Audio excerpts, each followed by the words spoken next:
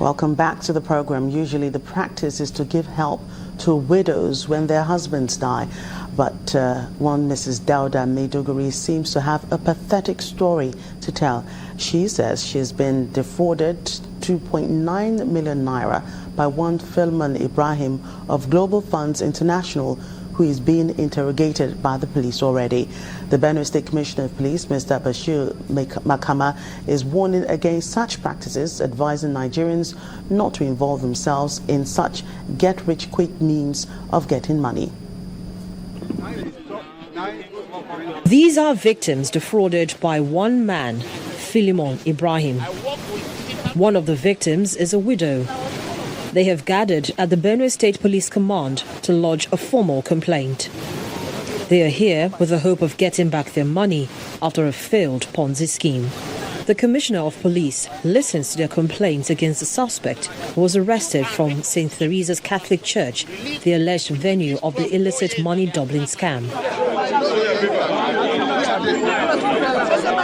While Mrs. Dauda shares her experience at the hands of the suspect, Mr. Samuel Shika narrates how he lost his entire investment without getting the promised profit. I and my siblings and some members of my family, we put in 2.9 million naira into the cash flow account.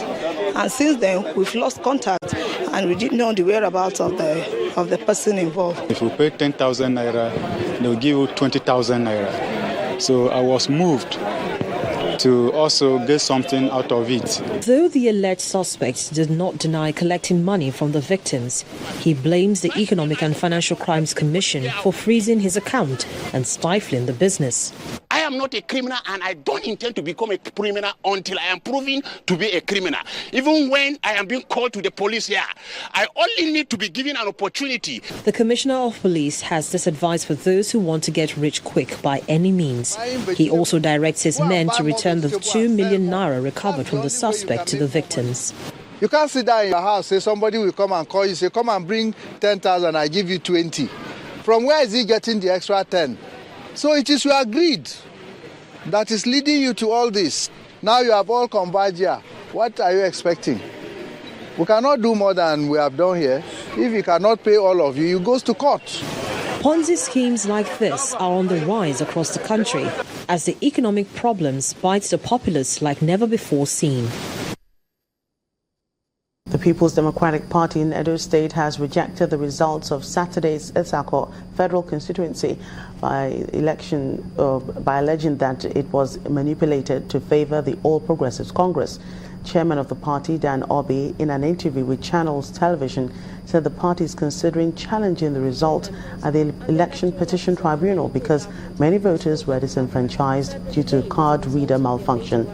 The All Progressives Party, on the other hand, candidate Johnson Oguma emerged winner of that particular election. The Cross River State Governor, Professor Ben Ayade, has directed all political office holders in his administration to set an agenda for 2017 that will directly impact on the lives of their constituents, upon which good governance can be measured. According to the governor, at the end of the year, he expects to have a detailed account of projects and lives they have improved on for record keeping. Governor Ayade notes that his administration is creating room for appointees to form the legacies they can be remembered for. We have sufficient education, we have sufficient exposure, we have sufficient experience to bring all that to bear for the prosperity of our people. That's why they elected us. I get very strong and emotional. It's a real opportunity for us to meet together like a family like this, to set an agenda that will rekindle and return 2017. Every one of us must go back to your constituency and point to me how many people you have made. Because I also know as part of my policy is that projects in your constituency, you will have a direct access and influence to bring value. In the process, your community members will benefit.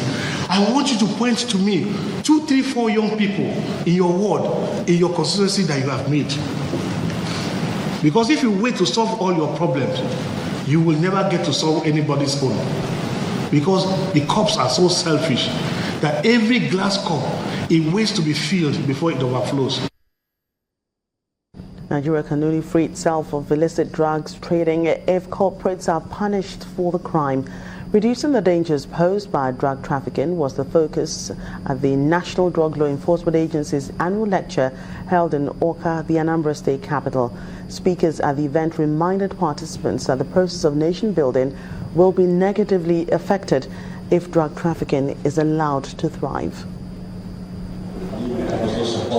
It's not often that you see men of the National Drug Law Enforcement Agency, NDLEA, gather other security operatives and citizens to attend a lecture.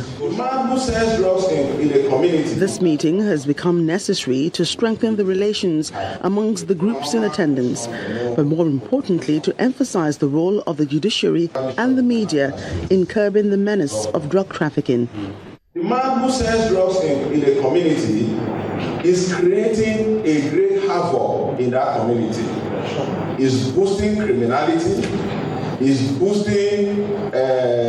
making money, is destroying lives, is killing lives. Such a person, we need to work together and put that person behind the bar. A professor of law at the Nnamdi Azikiwe University, Professor Ken Wogo, believes that a more aggressive push for proper education and public reorientation on the ills of drug trafficking are better solutions than punishment. The greatest cure to this drug issue is education. The emphasis is shifting from punishment to reorientation. Let people not do it instead of letting them do it and punishing them. The Anambra State government says it's aware of the effects of drug trafficking and is working hard to curb the activities of those involved. Again, the general public have a lot of work to do, with a challenge from the NDLEA that it should be the first to be contacted with any reports of drug problems.